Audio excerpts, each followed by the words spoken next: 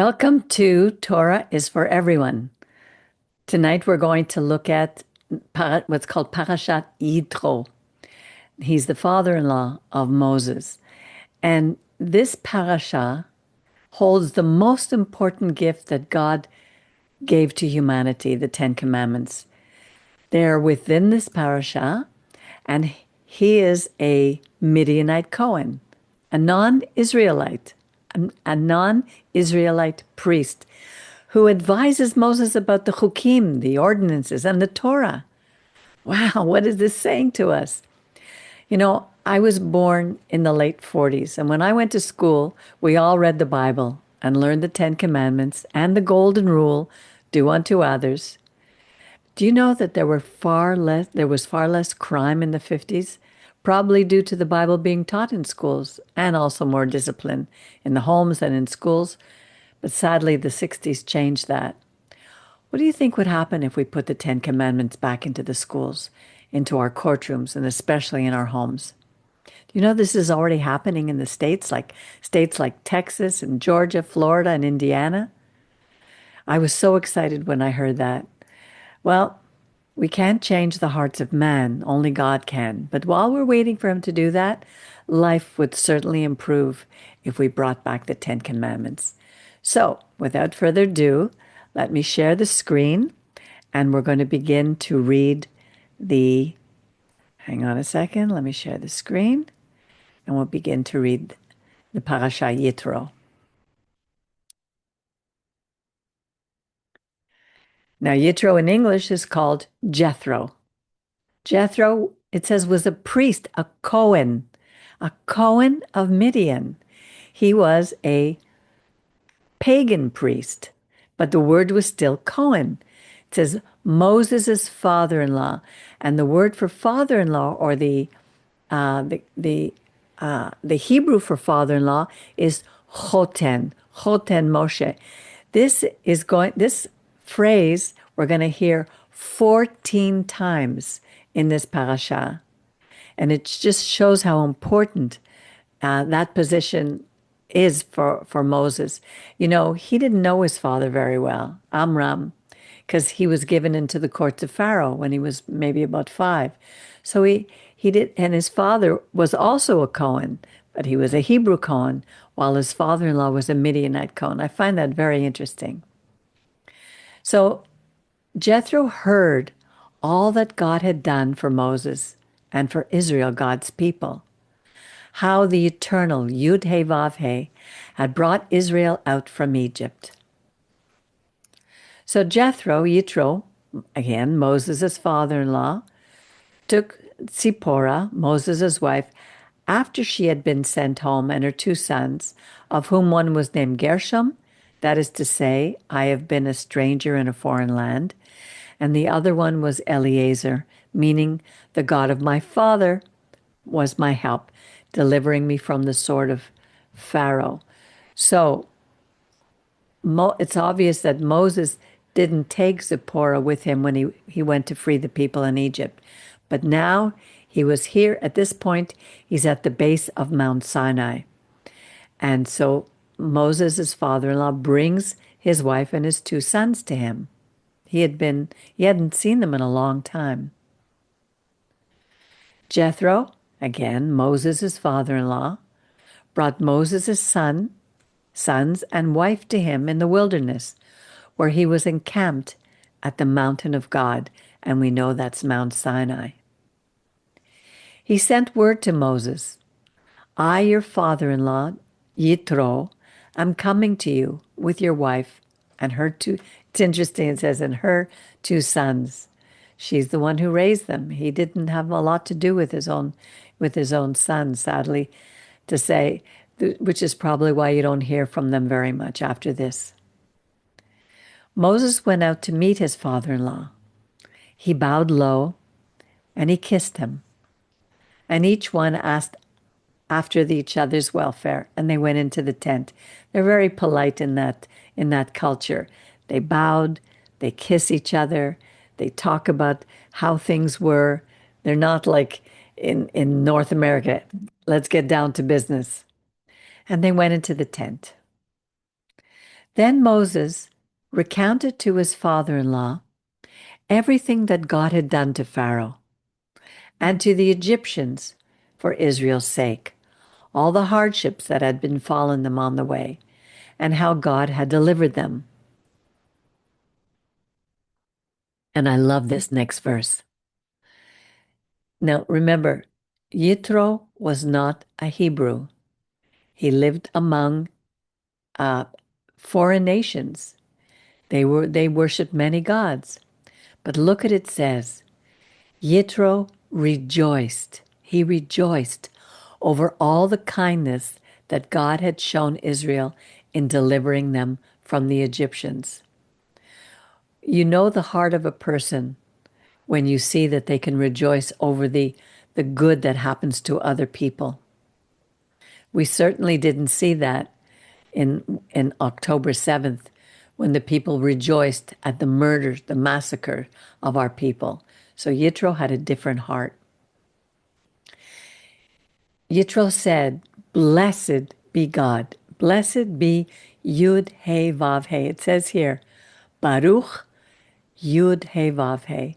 He was blessing Israel's God, who delivered you from the Egyptians, from Pharaoh, who delivered the people from under the hand of the Egyptians. Now I know that God is greater than all gods. Yes, by the results of their very schemes against the people. So it doesn't say that he gave up all his gods, but he realized that the God of Israel was greater than any of the others. And YItro, Moses' father-in-law, once again, brought a burnt offering and sacrifices for God. See, he understood even to do that. I think it was part of the practices anyway of indigenous peoples to bring offerings of thanksgiving, in this case a burnt offering, to God. And Aaron came with all the elders of Israel to partake of the meal. They all ate together before God with Moses' father-in-law. Next day, Moses sat as a magistrate, as a judge among the people, while the people stood around Moses waiting in line from morning until evening. But Moses' father-in-law saw how much he had to do for the people. He said, "What is this thing you are doing to the people? Why do you act alone while all the people stand about you from morning until evening?" And Moses replied to his father-in-law, "It's because the people are coming to me to ask, to inquire of God. When they have a dispute, it comes before me. And I decide between one party and another. And I make known," here the word is chukim, hukai, and the teachings of God. It says here, et Torah taiv, Elohim Torah taiv, God's Torah. So here, Moses has privy because he's so close to God. He already knows. God has already spoken to him about the ordinances and his teachings that he would later write down in the Torah. And I love what YItro, Moses' father-in-law, said to him. "The thing you are doing is not right. You will surely wear yourself out as these people, and these people as well. For the task is too heavy for you. You cannot do it alone." You know, when we're a leader, we have to be willing to accept advice from people who are honest and will tell us the truth. You could see that YItro was not a yes man. In Yiddish, I don't even want to say the words, but he was not trying to please Moses or trying to win his favor.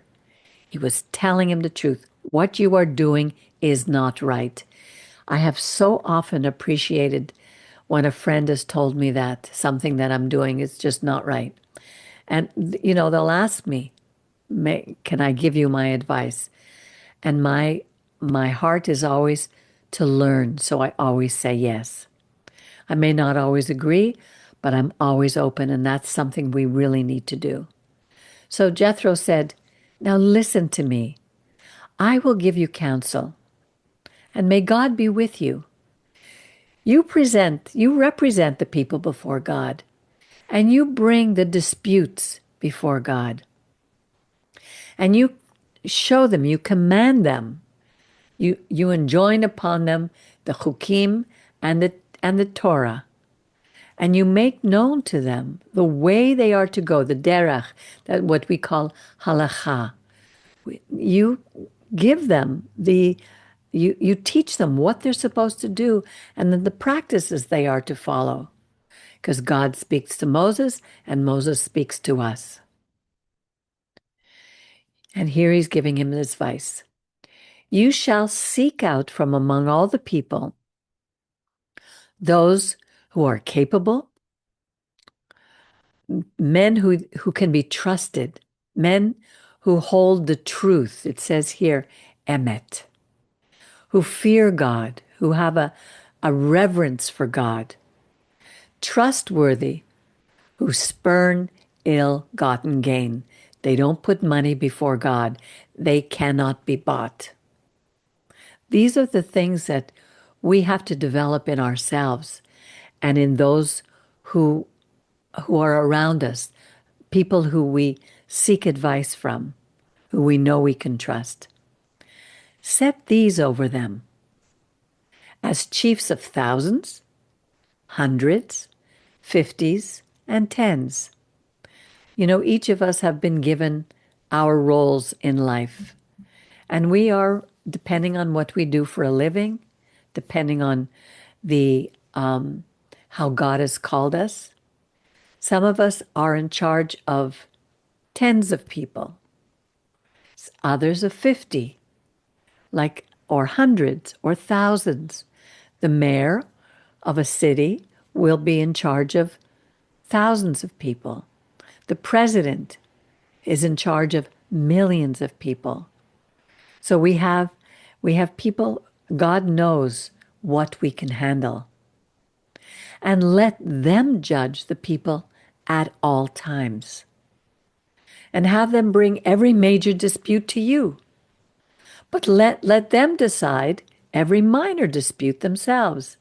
We have to trust that others can be involved. And I've had to learn that because I sit here now as a proxy, as a leader among my community, but we have 5 people on our board in our community. And when I make a decision, I need to take it to the board. And they need to know that they could be honest enough to tell me the truth of what to do. Sometimes I jump ahead and try to handle everything myself, and it's just too hard. It's too hard on me. And here it says, make it easier for yourself by allowing them to share the burden with you. We can't have all the answers, and we shouldn't be a dictator. We need to allow others to share the burden. I'm so grateful for these teachings. And if you do this, says YItro, and God so commands you, you will be able to bear up. And all the people too will go home. It says here, Bashalom. If there's anything we need in our lives, it is shalom. And in this past week or so, I've been going through a time of non-shalom. And now I know I've become very tired. So I know I have to turn around and give God the major part of the burdens that I carry and let others also carry it with me.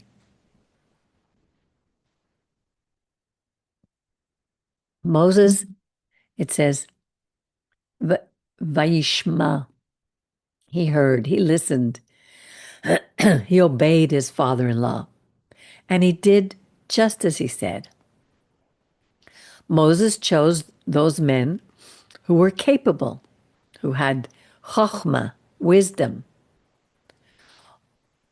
from all of Israel and appointed them heads over the people, chiefs of thousands, hundreds, fifties, and tens.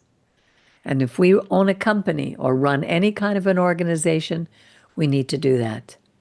And they judged the people at all times. The difficult matters they would bring to Moses, and all the minor matters they would decide themselves. Then Moses bade his father-in-law farewell, and he went his way to his own land. So he went back to Midian, which was right near Mount Sinai. It wasn't very far. On the third new moon, after the Israelites had gone forth from the land of Egypt, on that very day, they entered the wilderness of Sinai. Having journeyed from Rephidim, they entered the wilderness of Sinai and encamped in the wilderness. Israel encamped there in front of Mount Sinai, and Moses went up to God.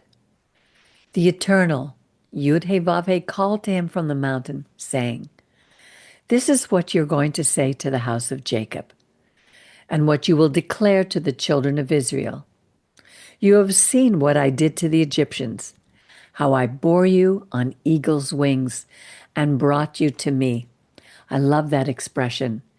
If you see how a mother eagle teaches a baby eagle how to fly, you'll see that the baby is dropped, and then the eagle, if the baby is not strong enough to carry its own weight on the winds, the mother eagle will come under and bear that baby and bring it back to the nest on his wings.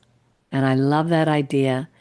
And when I grow too weary, it's because I'm forgetting that God is bearing me on eagle's wings. And I stop and I say, "Thank you, God, for bearing me on your wings." There's a beautiful song that I was singing today. It goes, "I will dwell in the shadow of your wings.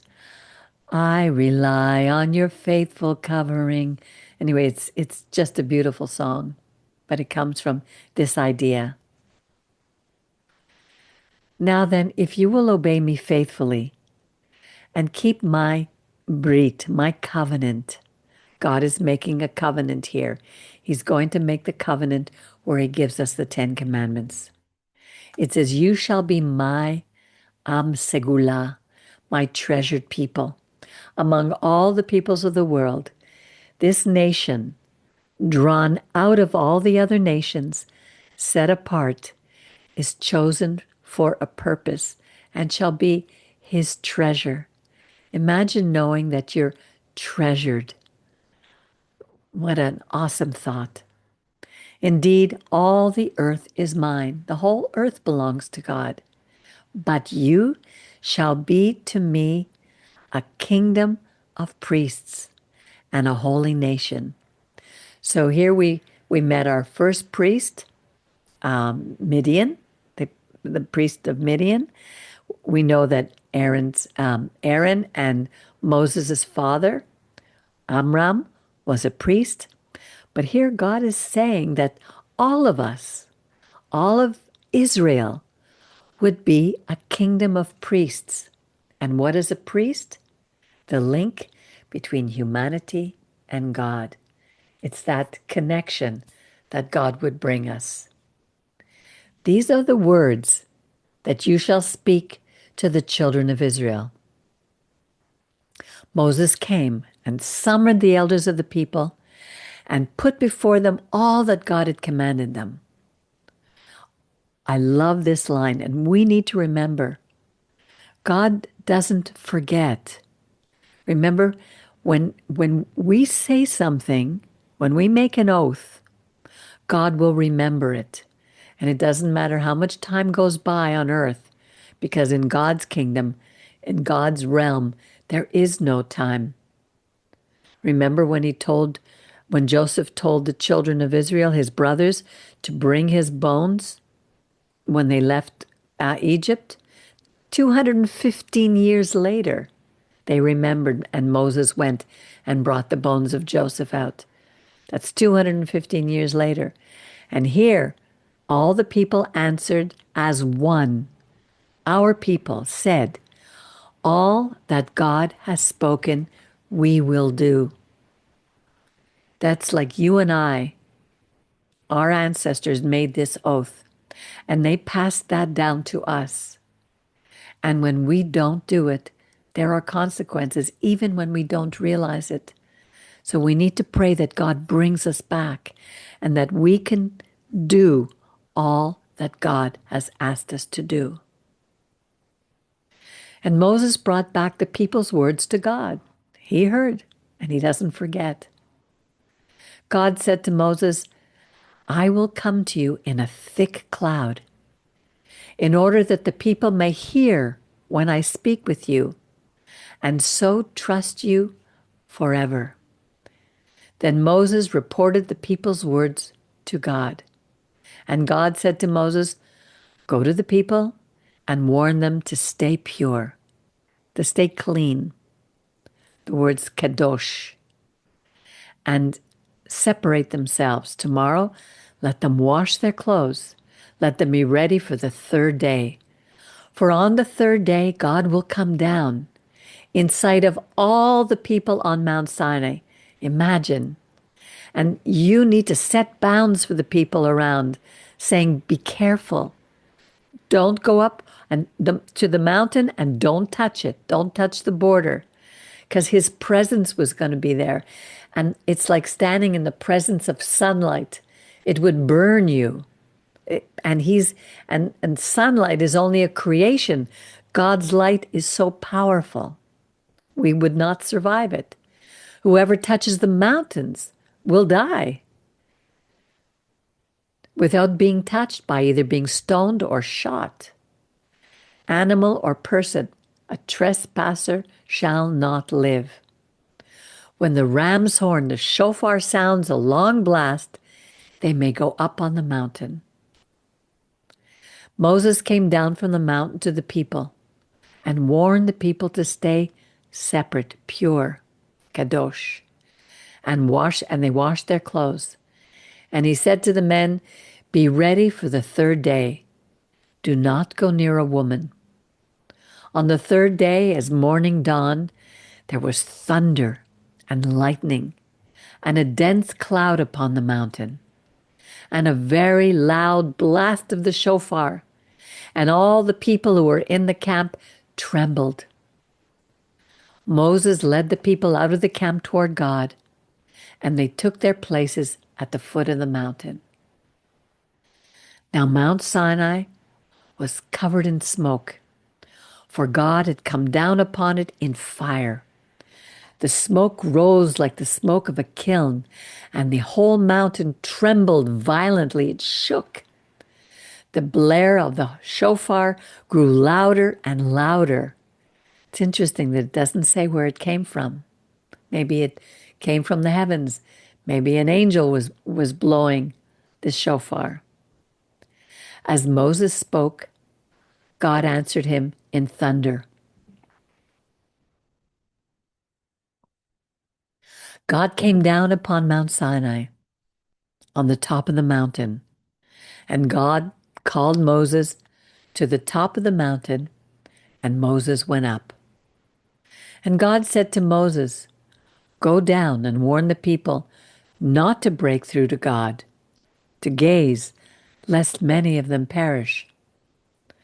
The priests also who come near to God must stay separate, lest God break out against them. But Moses said to God, the people cannot come up to Mount Sinai, for you warned us, saying, set bounds around the mountain and set it apart. So God said to him, go down and come back together with Aaron. Aaron went up with Moses. But do not let the priests or the people, the Kohanim or the people, break through to come up to God, who would break out against them. Moses went down to the people and spoke to them.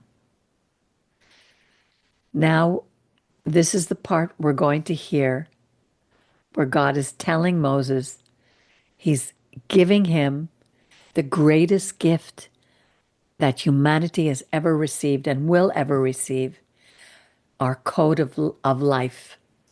These are God's 10 commandments.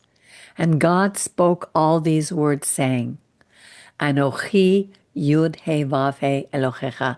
I am the Almighty, eternal God who brought you out of the land of Egypt, out of the house of bondage. You shall have no other gods beside me. You know, I was excited to see that the 10 commandments are being resurrected, put in many of the states right now. The first one was in Tarrant County in Texas. But the first one, they always say, I am your God, you shall have no other gods besides me. But they leave out, I am the God who brought you out of the land of Egypt, out of the house of bondage. When you change or take away anything or add anything to God's words, there's always going to be a problem. And you're going to open Pandora's box and allow anything to be changed.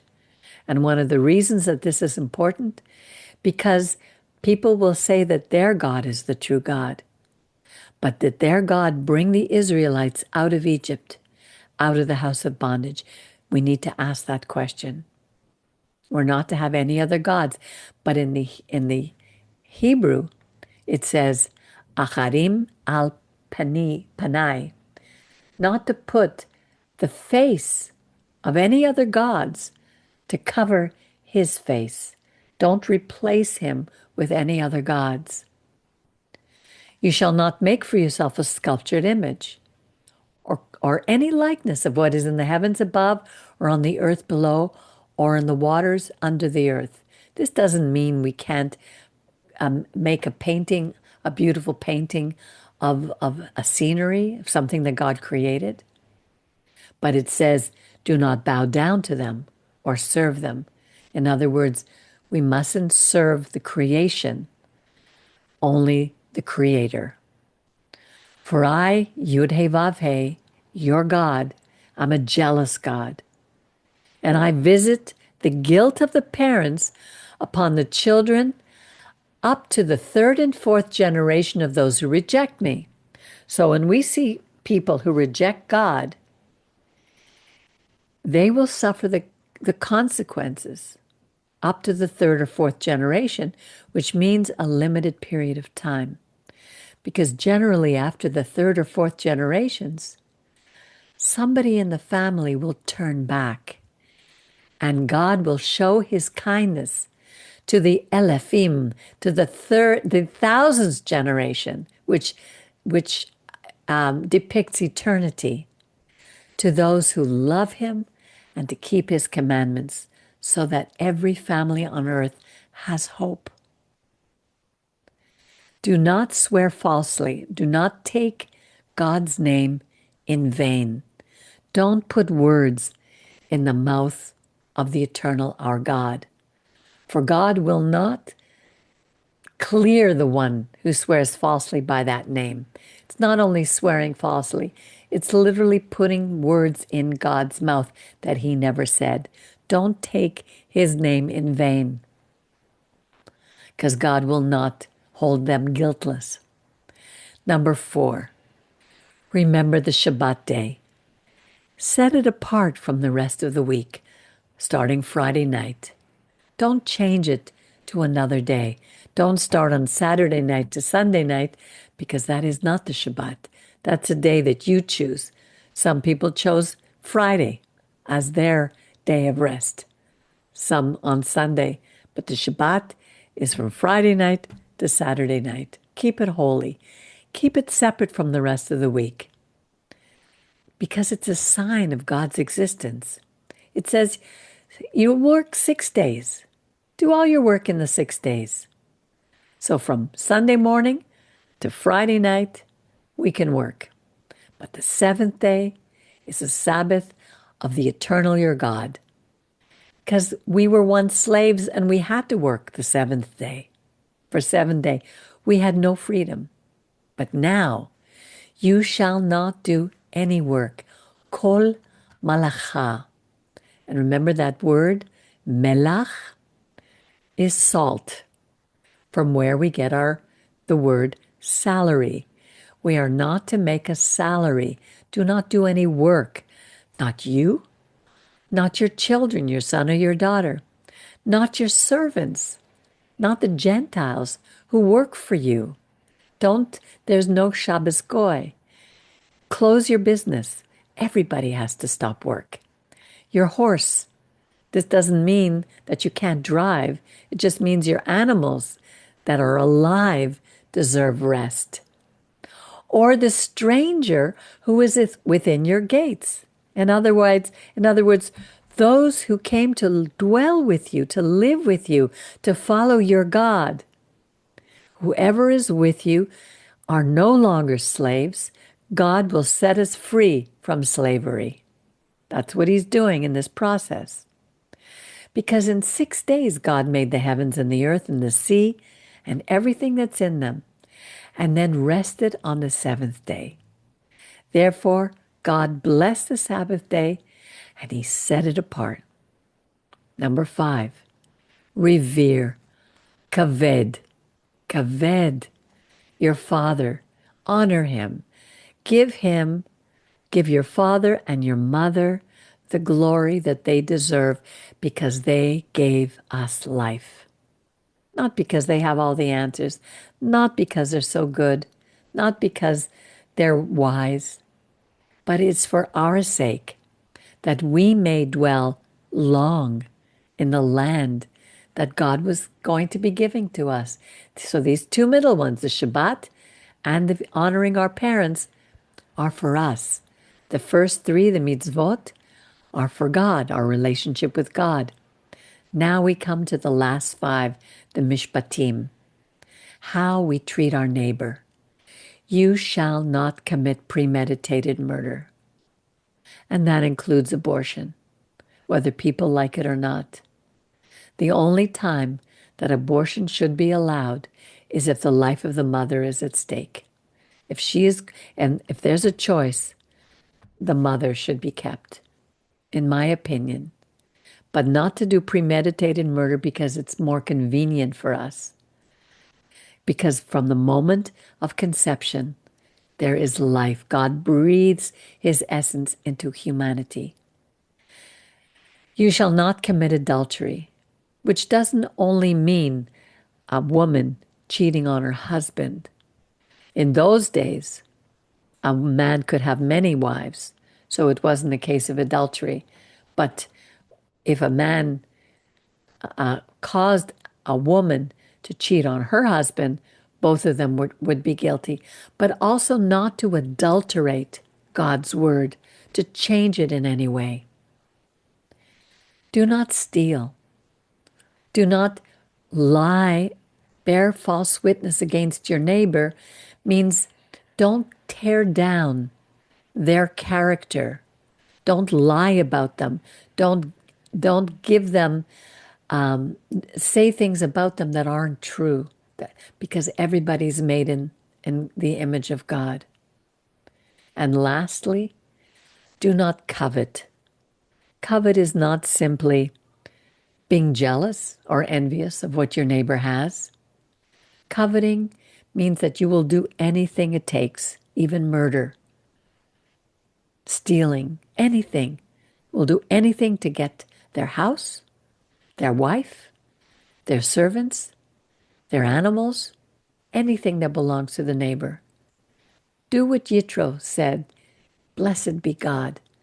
I'm happy for you. And these 10 are enough challenge for us to be able to do, and they are the measuring, the plumb line, you could say, for us to measure in all the decisions that we have to make in life. These are enough. All the extra added rules and regulations that religions give us are suggestions. We could do them if we want. They're traditions that some are beautiful. There are traditions like I light the Shabbat candles, but it's not a commandment. So if someone doesn't do it, we can't judge them. But if they do any of these 10, this is where we have to talk to them about this. But first, ourselves. First, we judge ourselves. All the people witnessed the thunder and the lightning and the blare of the shofar and the mountains smoking. And when the people saw it, they fell back and stood at a distance. You speak to us, they said to Moses, and we will obey, but don't let God speak to us in case we die. I can't imagine what it was like to stand in the presence of the living God. But here they asked Moses to stand in the gap for them. So he was being like a link, like a priest. Moses answered the people, "Don't be afraid, for God has come only in order to test you, in order that the fear of God may be ever with you, so that you do not go astray." These are words for us. You know, we go through such times of testing and trial in our life, and we don't know how we're going to get through some of them. There's such a heaviness that we feel. But if we remember in those times to go before our God, to say, "Lord, please help me. I am afraid. And help me, strengthen me, be with me. And I know that you are with me. I trust you." This is what we're learning. This is our process. And this is the process that our people will be going through over the next 40 years in the desert. But here, the people remained at a distance while Moses approached the thick cloud where God was. And God said to Moses, "This is what you're to say to the children of Israel. You yourselves saw that I spoke to you from the very heavens. With me, therefore, you shall not make any gods of silver, nor shall you make for yourself any gods of gold." In language today, if we have a choice between doing the right thing or being paid off, taking a bribe, choosing money over God, he's telling us, choose God. And here was just a very simple way that they would understand this at that time. "Make for me an altar of earth and sacrifice on it your burnt offerings and your sacrifices of well-being, shalamim." Your, it's like God wants us to have shalom. "Your sheep and your oxen, in every place where I cause my name to be mentioned, I will come to you and bless you. And if you make for me an altar of stones, do not build it of hewn stones, for by wielding your tool upon them, you have profaned them." This was again a picture of God showing, don't use tools that you use for war to come to me, because I want you to, everything I do is to bring you shalom. "Do not ascend my altar by steps, that your nakedness may not be exposed upon it." God wants us always to live in peace, to have shalom. Hi, by the way, I've been here. Hi, Memes. Hi, Hi, Memes. I've been here a few minutes, but anyway, right. Yeah, But I think because the nakedness also must be like the pagans around them who worshipped in their own way. I'm yes, sure it had a lot to do with that. yes. Well, if we look at modern day paganism, what that would look like in witchcraft, in some Yeah, of these covens, this type of sexuality and nakedness is a part of yeah, their rituals. right. You know, we don't see that on, every day, but we know it happens. Yeah. Yeah. It So, doesn't even have to be, I mean, it's just in every way that nakedness it's not about being prudish, but there's no um, sanctity anymore in any of our actions with the body. It's all Right. just, it's just really weird. I know. Nakedness is almost, I don't know, that you can, some of the ways people dress and everything. I It's was thinking about that today because I was just looking up, I went to school. I'm born in the late um, 40s. So most of my school years were in the 50s.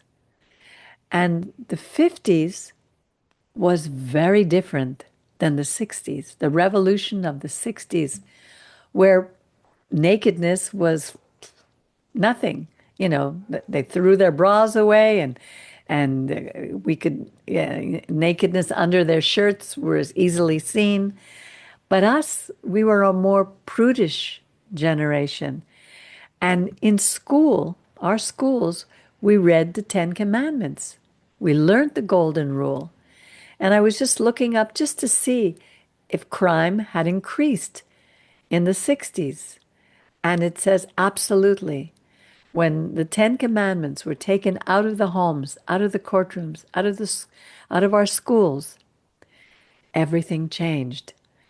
And and and I don't know if you heard Miriam, but I was saying that I watched a short video that talked about how there are several states today that it started, I think, in what's called Tarrant County in Texas, in various courthouses in Texas, Georgia, Indiana, even Florida. They're bringing back the Ten Commandments, it's which fantastic. it You is sent me fantastic. that picture, that I flag. did. It's I did. beautiful, fantastic. And more are happening. My only question with that is that because what Christianity has done is changed two of the commandments, although there are many Christians now who are coming back to celebrate Shabbat. But the first commandment, I am the Lord your God who brought you out of the land of Egypt, out of slavery, have no other gods. Because if you ask people in other religions, if you say have no other gods, and you ask them, is your God the God who brought the Israelites out of the land of Egypt, out of slavery? What would they say? Probably not. Yeah. But to me, um, this is so monumental, the idea of the morality which comes from like from God himself, an absolute principle of right and wrong. I could let that go for now, not happily, but it's not the main thing is that there is the code of morality and law that is now being posted in states. It's such Right. a monumental thing about Yes. what is right and what is wrong. You Right. don't have that at all. No. I'm not even talking about the obvious don't kill and all that. There's it's the whole idea of do whatever you want. If it's good for you, it's good for me. My Yeah. morality is not your morality. So what this is doing is saying, no, morality comes from God. You can't Right. say own your own morality anymore. Well, You can't say, it's like saying my truth. This is my truth. yeah, There is it's only one ultimate truth. yeah. Yeah. So that's why I found it so exciting to see that. I didn't even read, even though I know, but you want to, for now, that's quite Yes, it's a a cosmic progress. leap. It Huh? is. It is. It's a sign of hope for us that Yeah. things can shift And and how that yeah, yeah, and yeah, really great. no, it's very exciting. I'm not saying no, but I want us to continue in that because No, we no, don't, of course, I understand. I yeah. understand. But Yeah, it's like when the Satanic Bible came out with Anton LaVey, and his motto was "Do as thou wilt." exactly. When you can do whatever you want and there are no boundaries. Like even here, God talked about don't let the people come too close to the mountain. There has to be boundaries. In everything that we do, there need to be boundaries. God takes us out of chaos and gives us order. And he's trying to teach us balance in our lives. And it's it's not easy. When we open when you change anything in God's words, what you're doing is opening Pandora's box. You open the box to anything goes. It's interesting. I was um, listening to something by Jordan Peterson, and I know he's a funny guy. Like he's very private, but it's obvious by what he says. He knows that there's a God. Anyway, that's another subject. But he was talking about people were asking him because he got in a lot of trouble when he was in Canada about the whole gender thing and the gender pronouns. Like he Right. to the point where his license, they're fighting to take his license away. But what he said, they say, aren't you afraid? And he said, it's not that I'm not a cow. Like he's not saying, "Oh, I'm so brave," but he said what he's more afraid of generally is not what's going to happen to him if he, tells the truth and all that. He says, "If I don't tell the truth, you slowly, slowly, you're betraying yourself more than anyone else." And he said, "You should try and look for that. It's wonderful what he says, and you actually." Become another person. It's And the consequences, he said, are way worse. It wasn't to say how courageous he is, but to hear it from that back, like a different point of view of the way he said it. He said, yes, he says, saying the truth in all things as much, with struggle, it's very hard to do. And it doesn't mean go and blurt it out like, it doesn't mean suddenly you're going to call your family and say, what you're doing is wrong, blah, blah, blah. He didn't mean it that way. Just in your walking through life, the consequences of almost becoming another person when you're not truthful. exactly. But the more important thing is that what I appreciate about you, Miriam, as my friend, is you will tell me the truth. And that's what happened to when we read earlier, where Moses was standing there as a judge in front of all the people, and they would come to him from morning till evening, and they would bring them their problems, and he and the people were exhausted. But and Yitro, his father-in-law, went to him and said, "What you are doing is not good. It's wrong. You're exhausting yourself and you're exhausting the people. Choose men who are honest, who just, who love the truth, who spurn, illegal gain. Like you can't bribe them. Let them put them as heads, depending on their characters and how strong they are. Heads of tens, hundreds, 50s, hundreds, thousands, and let them help you carry the burden." So Jethro had the courage to tell Moses, and who was Moses was like, you know, the guy who just brought the children of Israel out of Egypt. He was the hero. And who was Yitro? Right. But Moses listened to him. So we need, that shows great humility. Yeah, yeah. Yeah. Interesting.